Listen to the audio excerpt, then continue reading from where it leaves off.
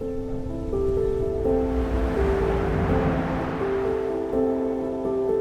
Francisco Bay is an area of global importance, mostly for the wetlands. And that's why we all live here. This is why humans like to live next to estuaries, because they're full of food, you can navigate to other places, they're beautiful. Our bay used to be ringed by tidal marshes, almost 200,000 acres of tidal marshes. We've lost a lot of our tidal marshes. At the low point, we probably had lost about 90% of them, and there's a big group of people who've been trying to bring them back and restore them. And the reason why is that there's been this scientific realization that we really need these marshes.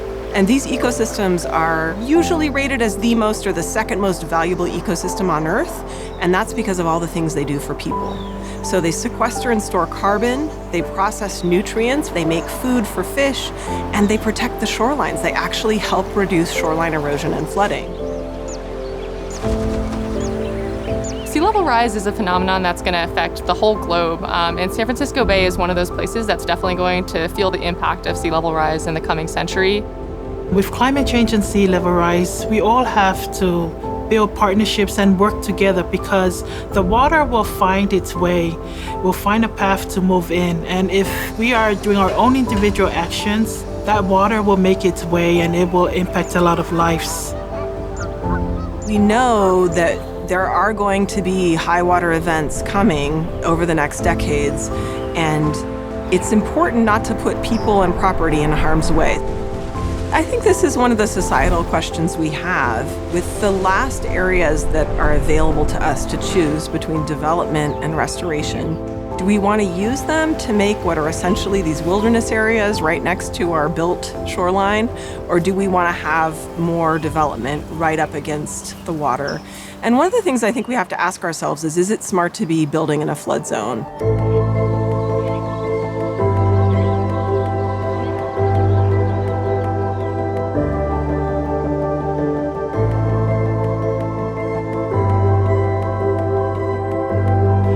The first direct benefit, if we conserve Area 4, is a direct benefit to the Newark communities. With the projections and the increase in accelerating of sea level rise, that area will actually help protect the community.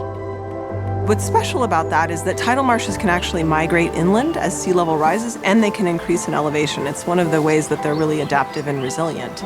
And you want that. You want that so that as sea level rises, you can maintain all those services of the marsh, and it'll just roll inland. You don't have to spend any money. It just does it all by itself.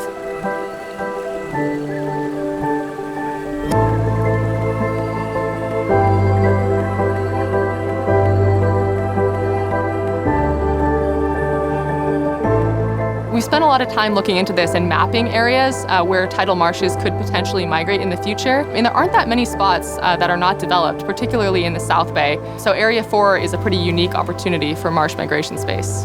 Why destroy an ecosystem that will provide protection for the community and the city of Newark? To me, it doesn't make sense, the proposed development.